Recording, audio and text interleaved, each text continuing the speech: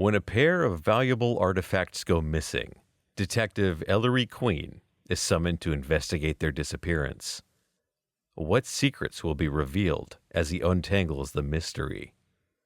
I'm Brendan Sullivan, and this is Abraham Lincoln's Clue by Frederic Dannay and Manfred Lee.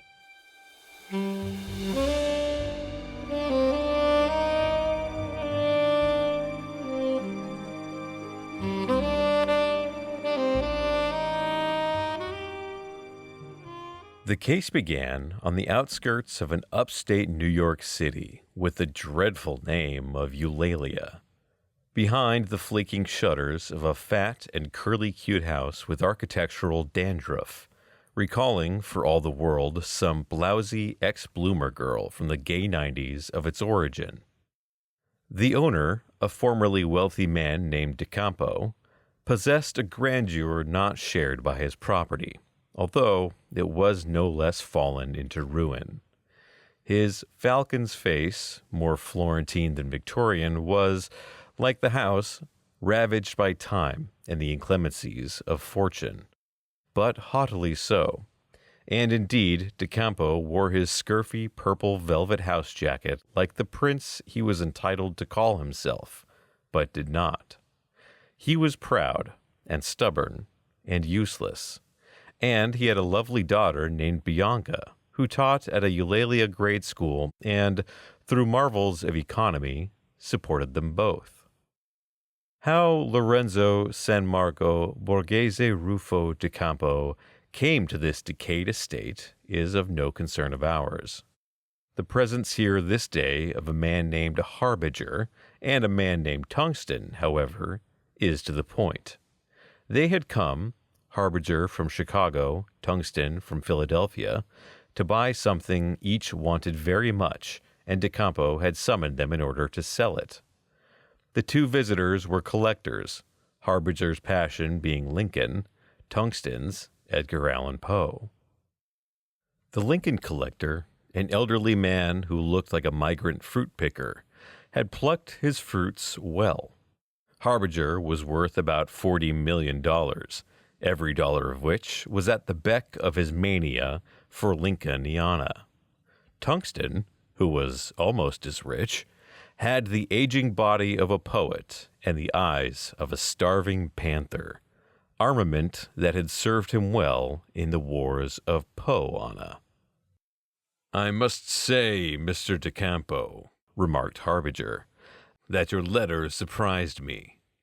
He paused to savor the wine his host had poured from an ancient and honorable bottle. DeCampo had filled it with Californian claret before their arrival. "May I ask what has finally induced you to offer the book and document for sale?" "To quote Lincoln in another context, Mr. Harbinger," said DeCampo with the shrug of his wasted shoulders, "the dogmas of a quiet past are inadequate to the stormy present. In short, a hungry man sells his blood." "Only if it's of the right type," said old Tungsten, unmoved.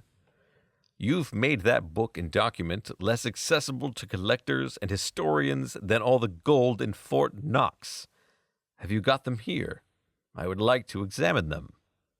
"No other hand will ever touch them, except by right of ownership," Lorenzo DeCampo replied bitterly. He had taken a miser's glee in his lucky finds, vowing never to part with them. Now, forced by his need to sell them, he was like a suspicion-caked old prospector who, stumbling at last on pay dirt, draws cryptic maps to keep the world from stealing the secret of its location. "As I informed you, gentlemen, I represent the book as bearing the signatures of Poe and Lincoln, and the document as being in Lincoln's hand.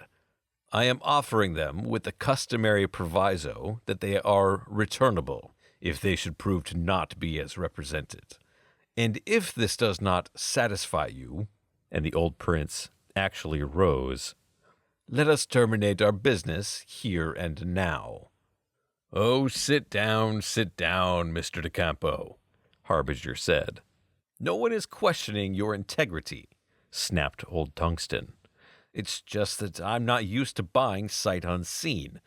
If there's a money-back guarantee, we'll do it your way.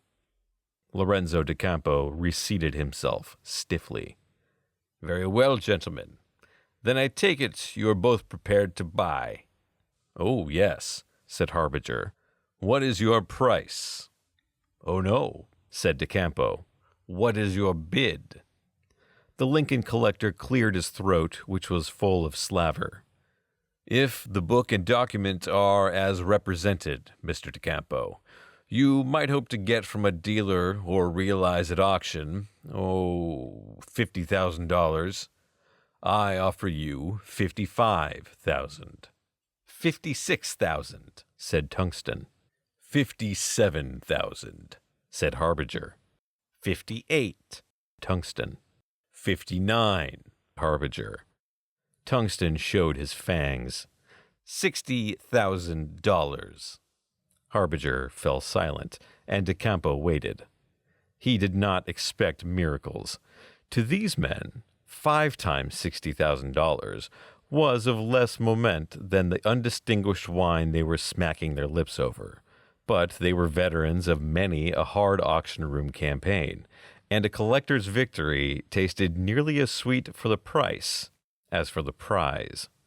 So the impoverished prince was not surprised when the Lincoln collector suddenly said, Would you be good enough to allow Mr. Tungsten and me to talk privately for a moment?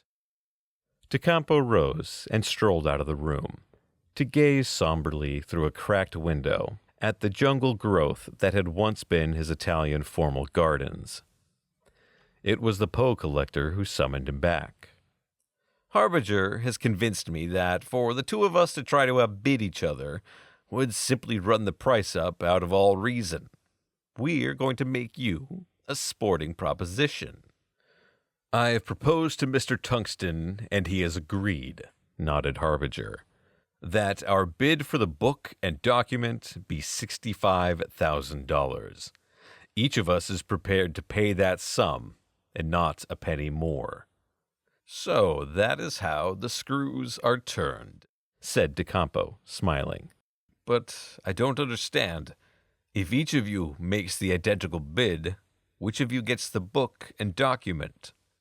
Ah, that's where the sporting proposition comes in, grinned the Poe man.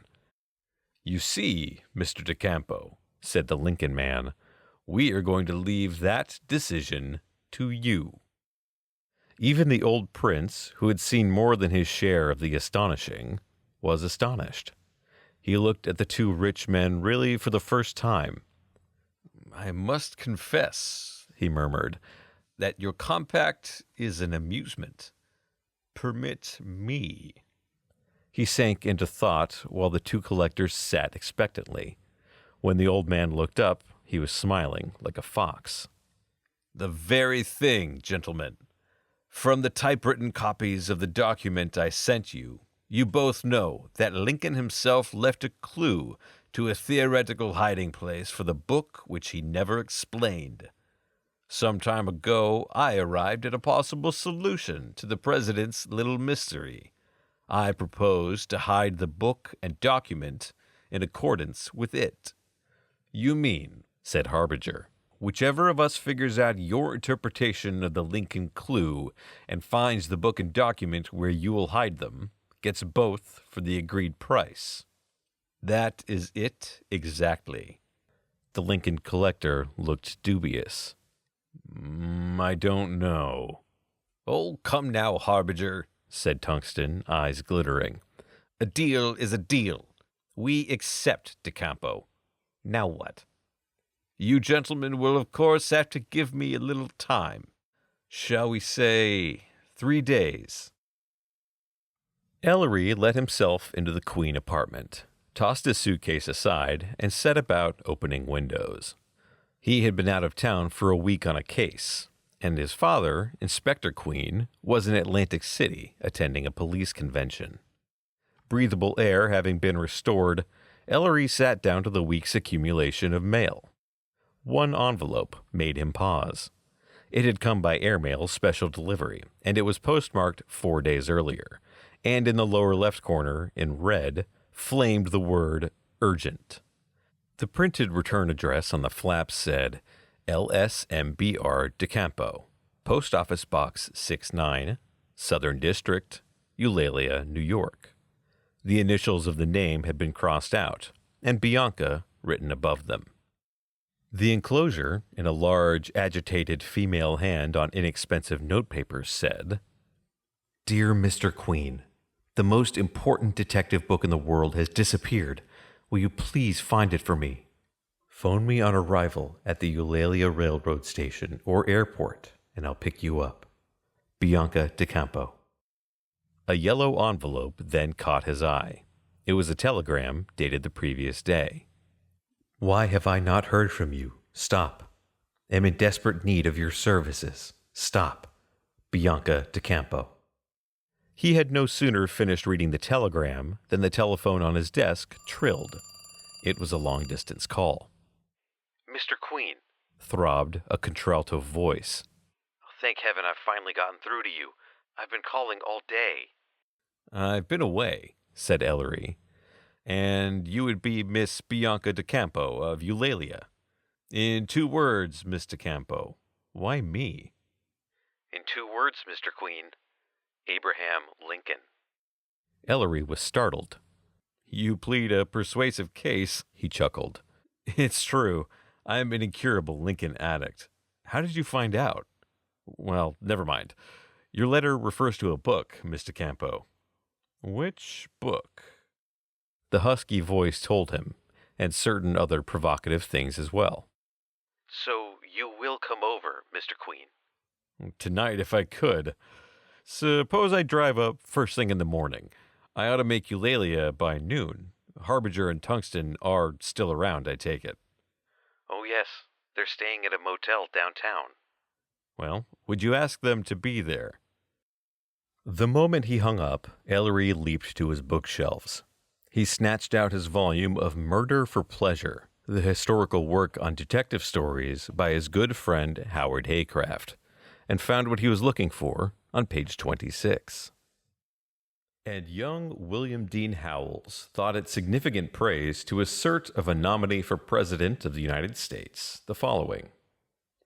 The bent of his mind is mathematical and metaphysical, and he is therefore pleased with the absolute and logical method of Poe's tales and sketches, in which the problem of mystery is given and wrought out into everyday facts by processes of cunning analysis. It is said that he suffers no year to pass without a perusal of this author. Abraham Lincoln subsequently confirmed this statement, which appeared in his little-known campaign biography by Howells in 1860. The instance is chiefly notable, of course, for its revelation of a little suspected affinity between these 2 great Americans. The very next morning, Ellery gathered some papers from his files, stuffed them into his briefcase, scribbled a note for his father, and ran for his car, Eulalia bound. He was enchanted by the DeCampo house, which looked like something out of Poe by Charles Adams, and, for other reasons, by Bianca, who turned out to be a genetic product supreme of northern Italy, with Titian hair and Mediterranean blue eyes, and a figure that only needed some solid stakes to qualify her for the Miss Universe competition. Also, she was in deep mourning, so her conquest of the Queen Heart was immediate and complete. He died of a cerebral hemorrhage, Mr. Queen, Bianca said, dabbing at her absurd little nose. In the middle of the second night after his session with Mr. Harbinger and Mr. Tungsten. So Lorenzo San Marco Borghese Rufo DeCampo was, unexpectedly, dead, bequeathing the lovely Bianca near destitution and a mystery. The only things of value Father really left me are that book and the Lincoln document.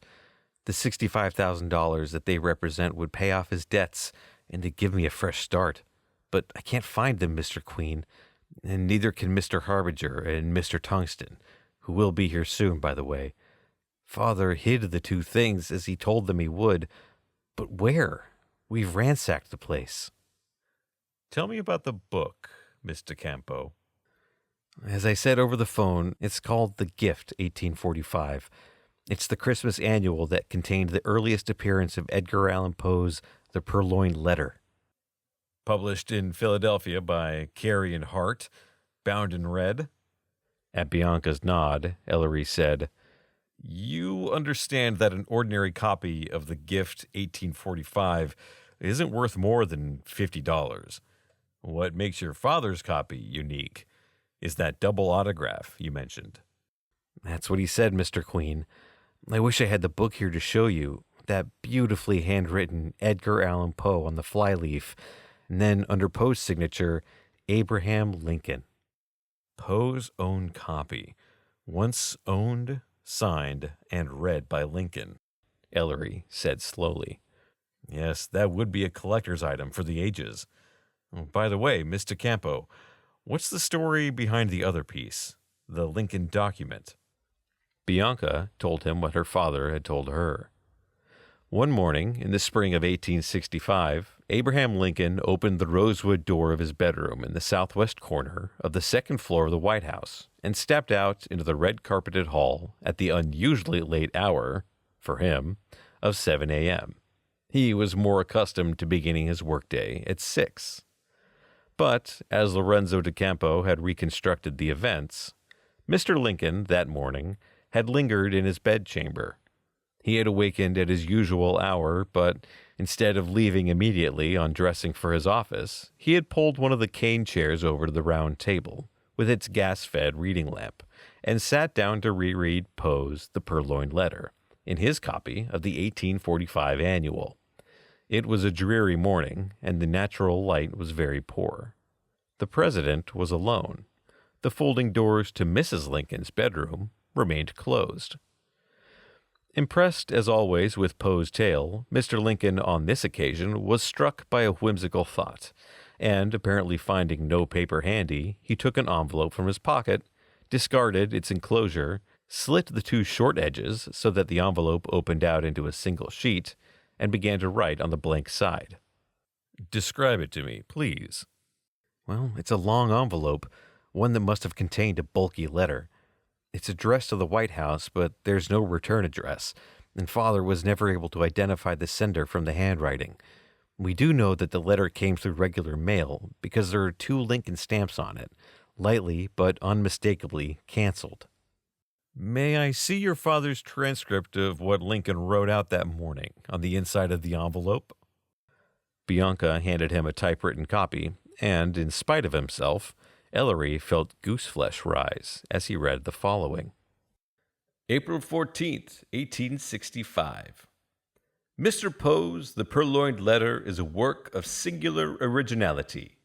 Its simplicity is a master stroke of cunning, which never fails to arouse my wonder.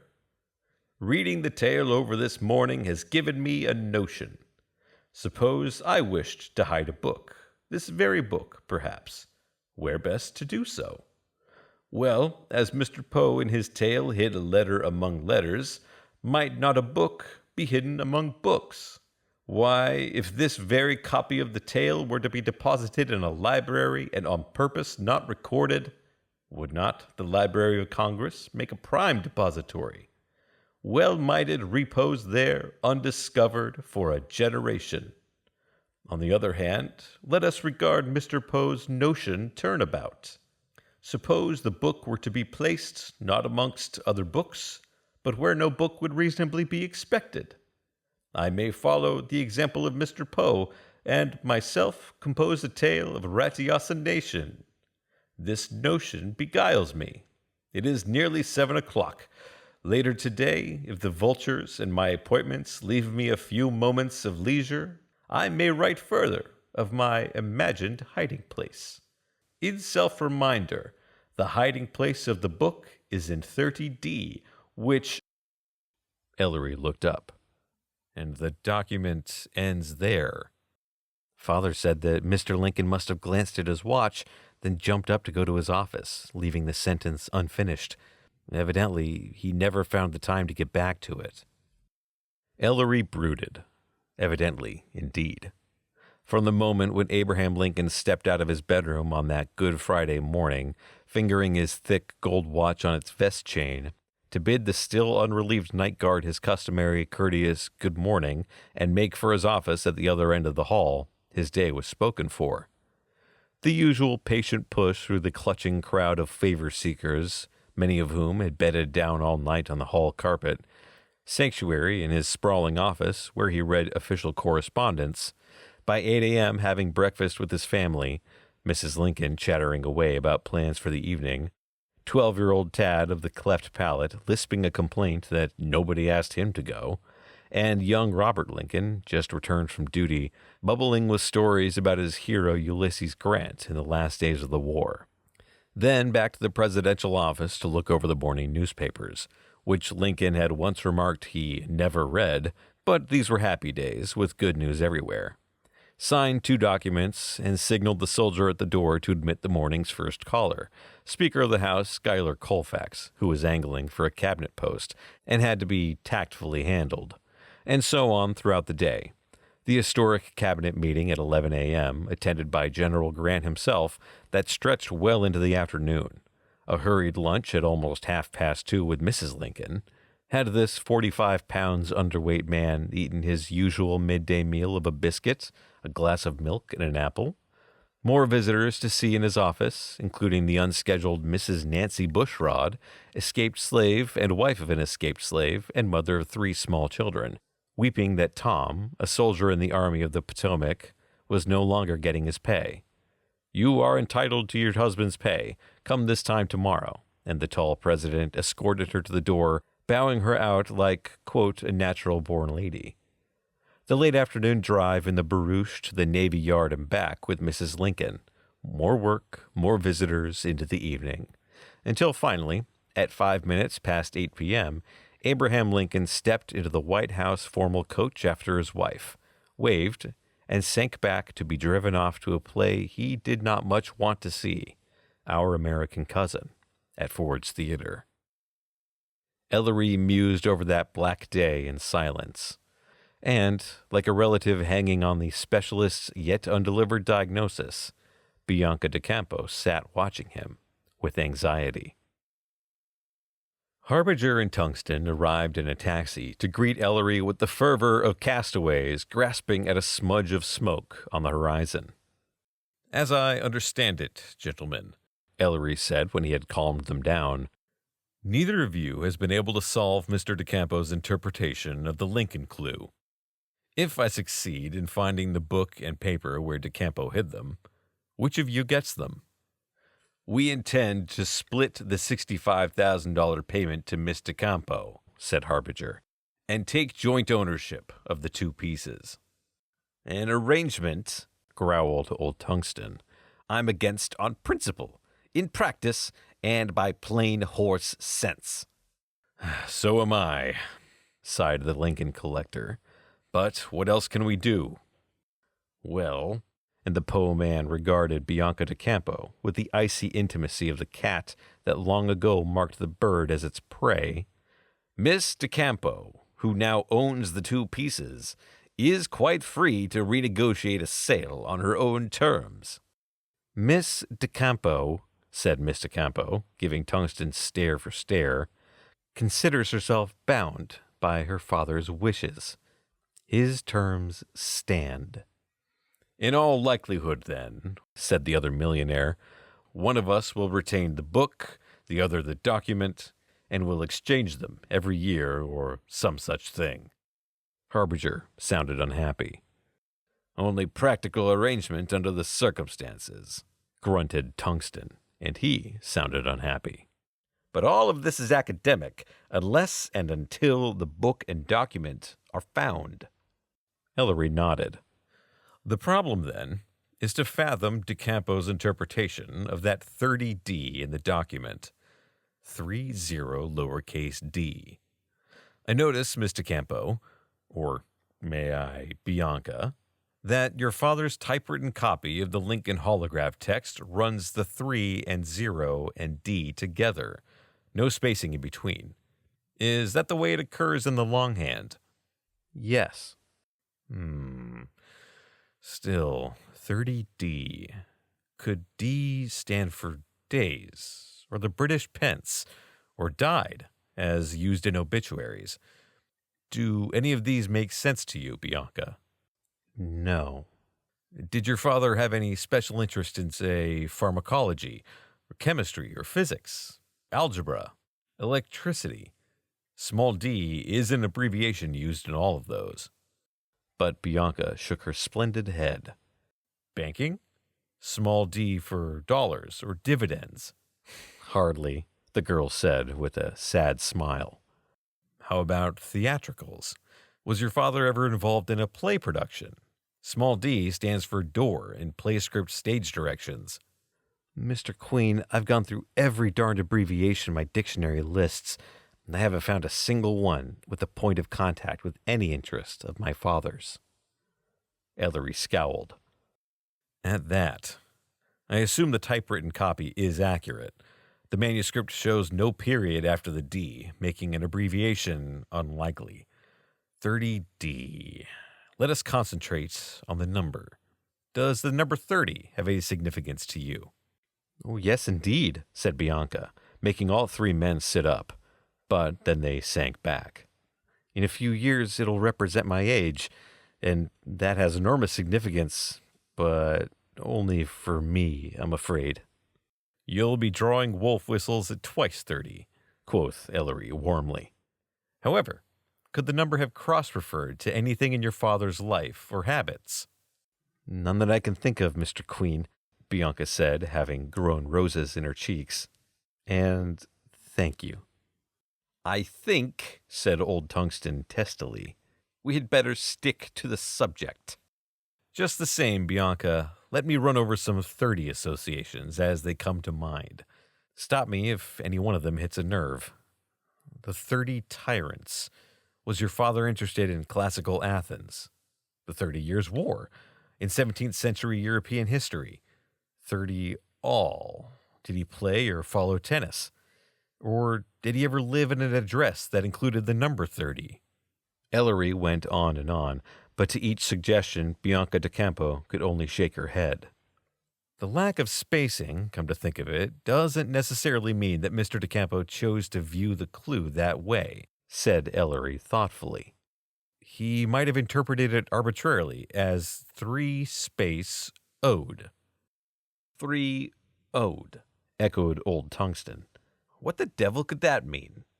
Ode? Well, ode is the hypothetical force or power claimed by Baron von Reichenbach in 1850, was it?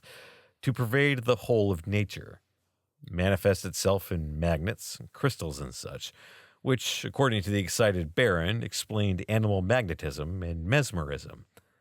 Was your father, by any chance, interested in hypnosis or the occult? Not in the slightest.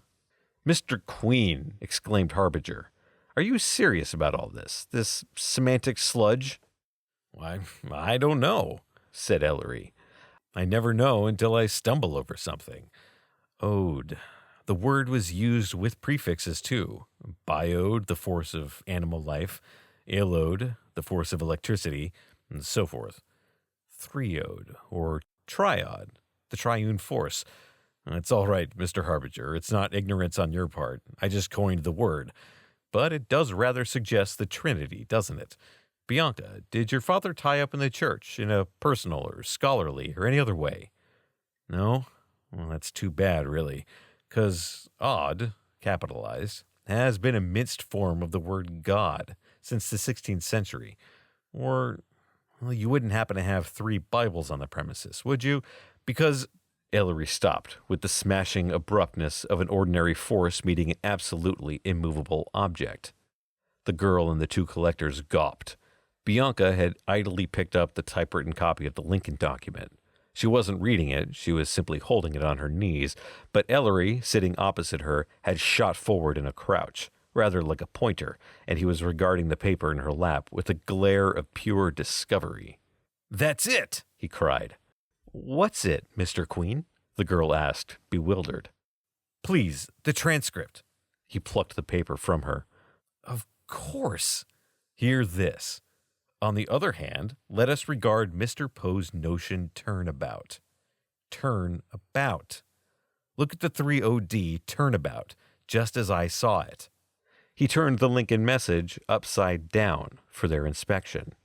In that position, the 30D became P-O-E. Poe! Exploded Tungsten. Yes, crude but recognizable, Ellery said swiftly. So, now we read the Lincoln clue as, the hiding place of the book is in Poe. There was a silence. In Poe, said Harbinger blankly. In Poe, muttered Tungsten.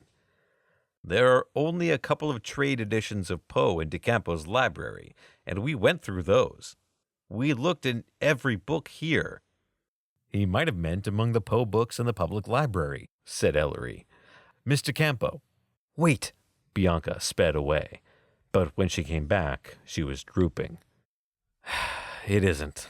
We have 2 public libraries in Eulalia, and I know the head librarians in both.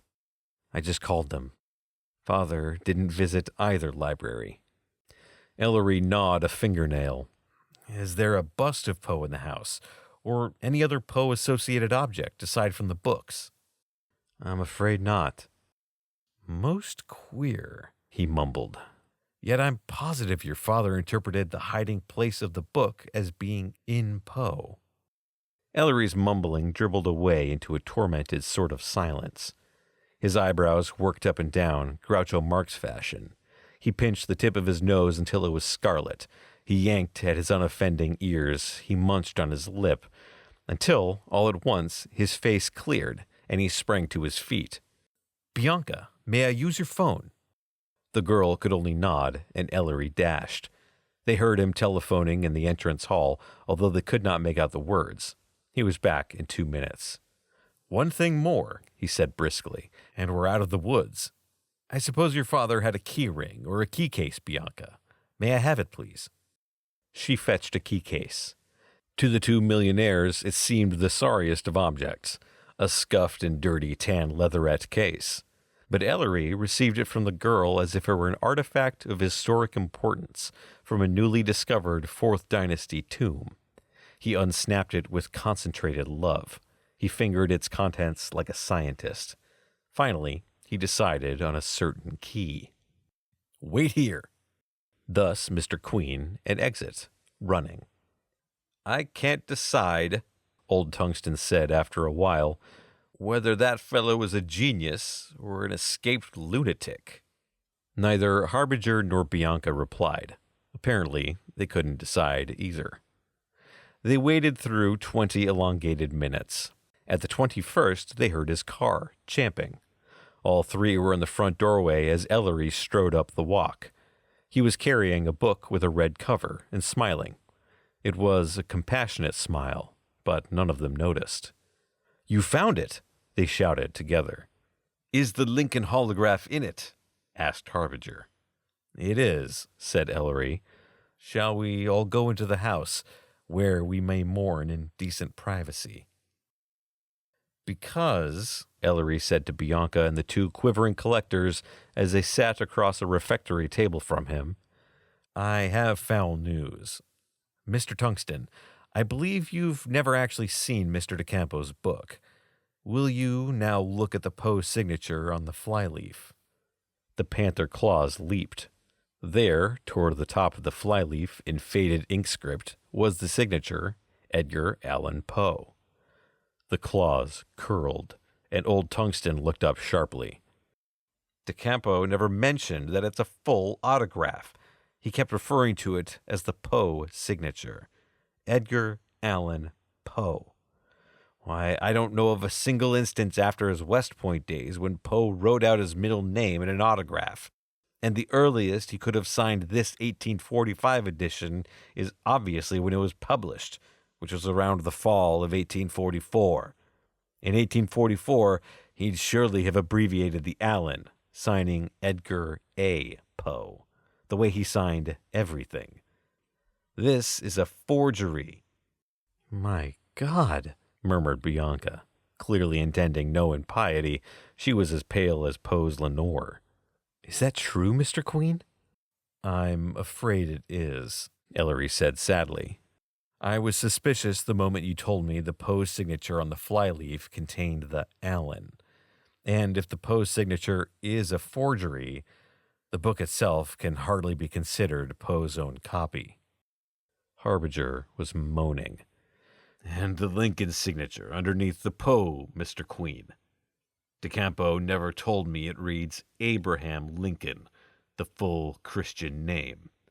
Except on official documents, Lincoln practically always signed his name, A. Lincoln. Don't tell me this Lincoln autograph is a forgery, too. Ellery forbore to look at poor Bianca. I was struck by the Abraham as well, Mr. Harbinger, when Mr. Campo mentioned it to me, and I came equipped to test it. I have here, and Ellery tapped the pile of documents he had taken from his briefcase, facsimiles of Lincoln signatures from the most frequently reproduced of the historic documents he signed. Now, I'm going to make a precise tracing of the Lincoln signature on the flyleaf of the book. He proceeded to do so. And I shall superimpose the tracing on the various signatures of the authentic Lincoln documents. So, he worked rapidly. On his third superimposition, Ellery looked up. Yes, see here. The tracing of the purported Lincoln signature from the flyleaf fits in the minutest detail over the authentic Lincoln signature on this facsimile of the Emancipation Proclamation. It's a fact of life that's tripped up many a forger that nobody ever writes his name exactly the same way twice. There are always variations. If two signatures are identical, then one must be a tracing of the other. So, the Abraham Lincoln signed on this flyleaf can be dismissed without further consideration as a forgery also. It's a tracing of the Emancipation Proclamation's signature. Not only was this book not Poe's own copy, it was never signed, and therefore probably never owned, by Lincoln. However your father came into possession of this book, Bianca, he was swindled. It was the measure of Bianca DeCampo's quality that she said quietly, "Oh, poor, poor father," and nothing more. Harbinger was poring over the worn old envelope, on whose inside appeared the dearly beloved handscript of the martyr president. "At least," he muttered, "we have this." Do we?" asked Ellery. "Turn it over, Mr. Harbinger." Harbinger looked up, scowling. "No, you're not going to deprive me of this, too." "Turn it over," Ellery repeated in the same gentle way. The Lincoln collector obeyed reluctantly. "What do you see?" "An authentic envelope of the period, with 2 authentic Lincoln stamps." "Exactly. And the United States has never issued postage stamps depicting living Americans. You have to be dead to qualify. The earliest U.S. stamp showing a portrait of Lincoln went on sale April 15th, 1866, a year to the day after his death. Then a living Lincoln could scarcely have used this envelope, with these stamps on it, as writing paper. The document is spurious, too. I am so very sorry, Bianca." Incredibly, Lorenzo de Campo's daughter managed to smile with her "Non importa, senor." He could have wept for her. As for the 2 collectors, Harbinger was in shock, but old Tungsten managed to croak, "Where the devil did de Campo hide the book? And how did you know?" "Ah, that," said Ellery, wishing the 2 old men would simply go away so that he might comfort this admirable creature. "I was convinced that de Campo interpreted what we now know was the forger's and not Lincoln's clue as 30D read upside down, or crudely, Poe. But the hiding place of the book is in Poe led nowhere. So I reconsidered. P-O-E. If those 3 letters of the alphabet didn't mean Poe, what could they mean? Then I remembered something about the letter you wrote me, Bianca. You'd used one of your father's envelopes, on the flap of which appeared his address, Post Office Box 69, Southern District, Eulalia, New York. If there was a Southern District in Eulalia, it seemed reasonable to conclude that there were post offices for other points of the compass too, as, for instance, in Eastern District, Post Office Eastern, P.O. East, P.O.E. Poe! Cried Bianca. To answer your question, Mr. Tungsten, I phoned the main post office, confirmed the existence of a post office east, got directions as to how to get there, looked for a postal box key in Mr. DeCampo's key case, found the right one, located the box he had rented especially for the occasion, unlocked it, and there was the book, he added hopefully. And that is that. And that is that, Bianca said when she returned from seeing the two collectors off. I'm not going to cry over an empty milk bottle, Mr. Queen. I'll straighten out Father's affairs somehow. Right now, all I can think of is how glad I am that he didn't live to see the signatures and documents declared forgeries publicly. This, I'm sure they would have when they were expertized. I think you'll find there's still some milk in the bottle, Bianca. I beg your pardon, said Bianca. Ellery tapped the pseudo-Lincoln envelope. You know, you didn't do a very good job describing this envelope to me. All you said was there were 2 canceled Lincoln stamps on it. Well, there are. I can see you misspent your childhood. No, little girls don't collect things, do they? Why, if you'll examine these 2 canceled Lincoln stamps, what you'll see is that they're a great deal more than that. In the first place, they're not separate stamps. They're a vertical pair. That is, one stamp is joined to the other at the horizontal edges. Now, look at this upper stamp of the pair. The Mediterranean eyes widened. It's upside down, isn't it? Yes, it's upside down, said Ellery. And what's more, while the pair have perforations all around, there are no perforations between them where they're joined. What you have here, young lady, and what our unknown forger didn't realize when he fished around for an authentic White House cover of the period on which to perpetrate the Lincoln forgery, is what stamp collectors might call a double printing error. It's a pair of 1866 black 15-cent Lincolns imperforate horizontally, with one of the pair printed upside down. No such error of the Lincoln issue has ever been reported. You're the owner, Bianca, of what may well be the rarest item in U.S. postage stamp collecting, and the most valuable. The world will little note nor long remember.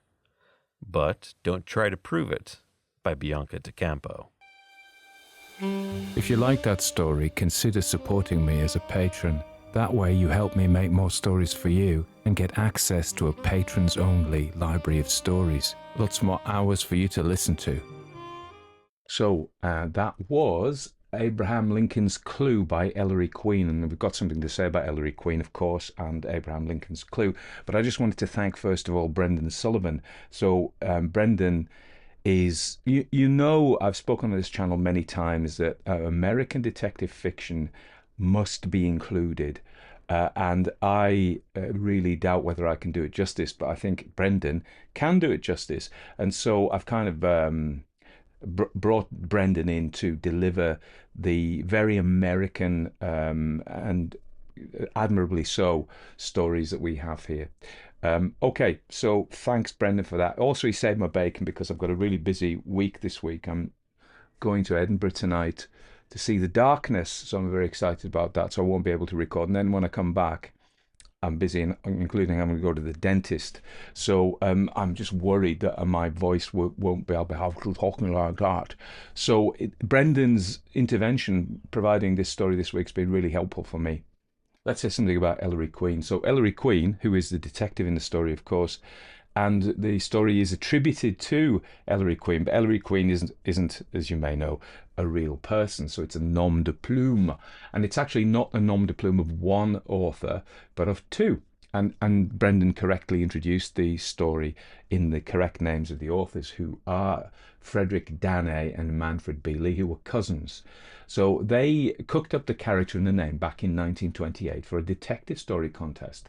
And they didn't know that this creation, you can imagine them sitting there thinking, oh, we'll put in for this detective. We'll write it together and we'll write it under one name. How about what kind of name? Oh, Ellery Queen sounds detective-y, doesn't it? So, and they didn't realize that for the rest of their life, that would be their, I mean, I suppose it's like Sherlock Holmes and Conan Doyle, you know. You sit there one day and you come up with this idea for a story, and what they didn't realize was this was going to kind of dominate their literary output for the rest of their lives.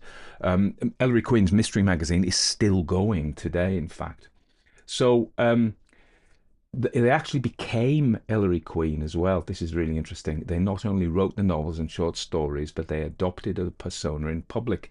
They even created a whole fictional biography for Ellery Queen. So you may have come across a purported biography for this supposed person, Ellery Queen, with his background, story, his family, and even his address. So it was a clever marketing ploy. It added a layer of intrigue and mystique to the Ellery Queen brand. Don't know why I'm thinking of this, but I'm thinking of the Blair Witch Project. If you remember, that was the fictional story was that it was true, and it was a marketing ploy, and it really worked. And so Ellery Queen, it's a marketing lie, if you like. So. And they create this brand of mystique and intrigue, and arguably it made readers feel that they were engaging with a real person, a brilliant detective who just happened to write about his own cases.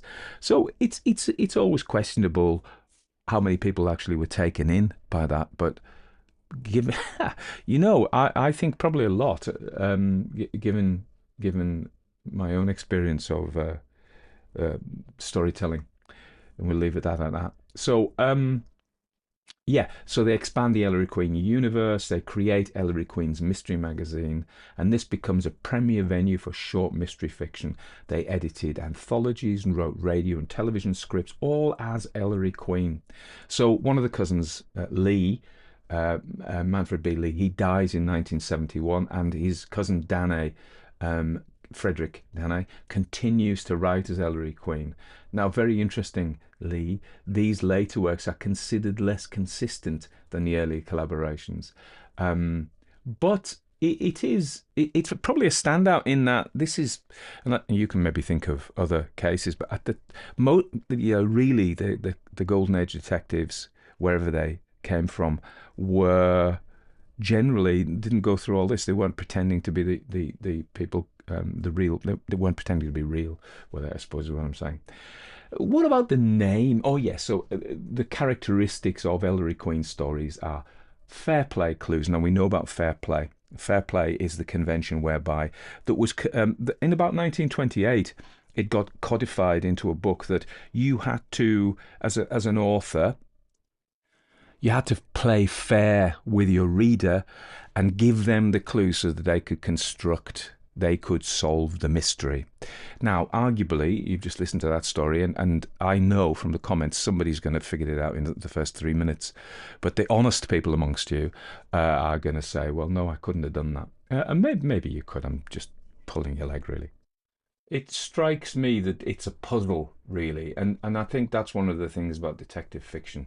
I think that the continuing allure of detective fiction, by and large, well, it's probably split in that there is the true crime crowd, of which you may be. There's an interesting split because I do the ghost story podcast as well. There's an interesting split there between the true ghost stories, the paranormal fanatics, and the, obviously fans is short for fanatics, and the literary stories, and you get that in detective as well. There are people who just like the detective stories as works of literature, and you get people whose interest also spills over into true crime. And it strikes me that people who are interested in true crime are interested in the graphic, gory bits, the dangerous bits of literary fiction. And we see, and particularly modern detective fiction can be pretty gross, really, in lots of ways, particularly in the crimes depicted,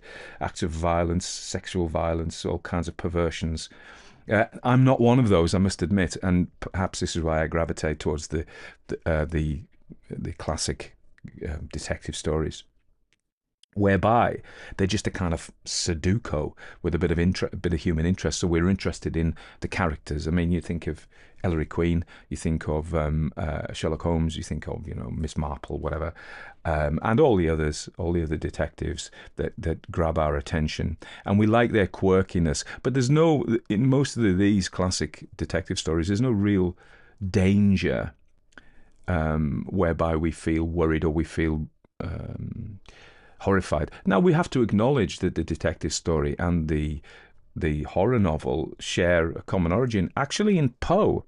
And Poe does detective stories, but he also does some kind of macabre, and I say macabre with an R. So you can say macabre if you want, but I don't. So I don't want a note about that, thank you. So there we are. So it is a puzzle, isn't it? It's a form of Sudoku, and it is what did Graham Greene call his books? Entertainments. Although his books weren't just entertainments, were they? They had something to say about the human condition, in most cases. But yeah, this is an entertainment. I mean, I think if we were to ask, is it successful? Is it a successful story? Well, we have to then kind of look at what we mean by that. And I am not massively supportive of the snobbery. You have what's his name, Leavis, who talks about the canon of books that one must read, and he is kind of saying, and we have this view, don't we, that there are books which are great literature and you should read those, and the rest of it's trash and you shouldn't waste your time with it. Well, that depends what you're trying to do, and I think most people in their free minds and spare time would say, yeah, okay, okay, I'm going to read the Brothers Karamazov, but I'm also going to read a Peter James detective story, not expecting the Peter James. I'm looking at One of Us is Dead here. Not expecting it to be literature, but expecting it to be a jolly good read and an entertaining read. And I think there's something to be said for that. And so one terms of success is, does it entertain people?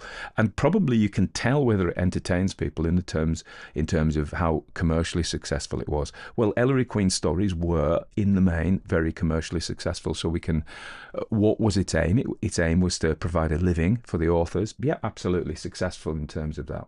In terms of the story and the puzzle, was it entertaining? I think this is more a personal thing. Were you entertained by the story? Did you find the puzzle pleasing?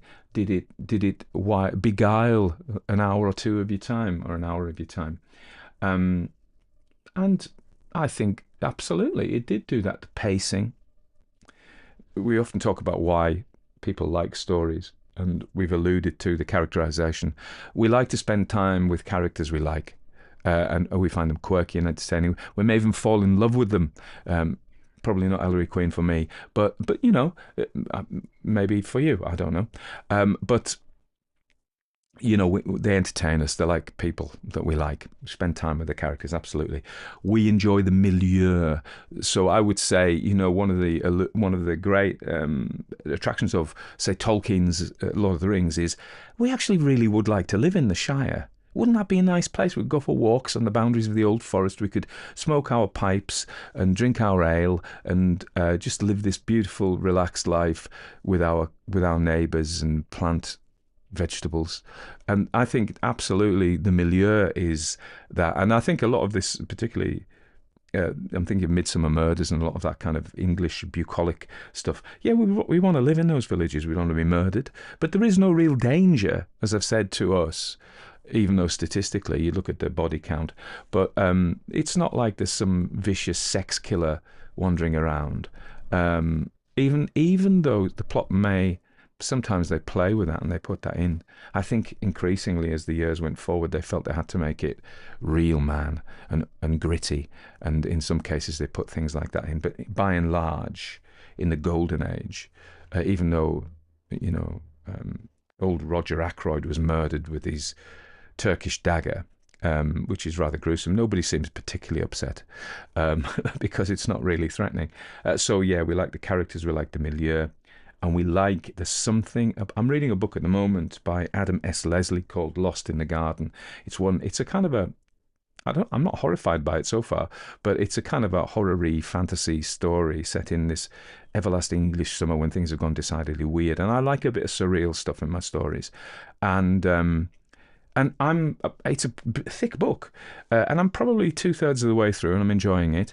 And I've no idea really what's going on. Nothing much has happened. It's like a road trip, but how he keeps me going is the promise of the road trip is there's something going to be revealed at the end.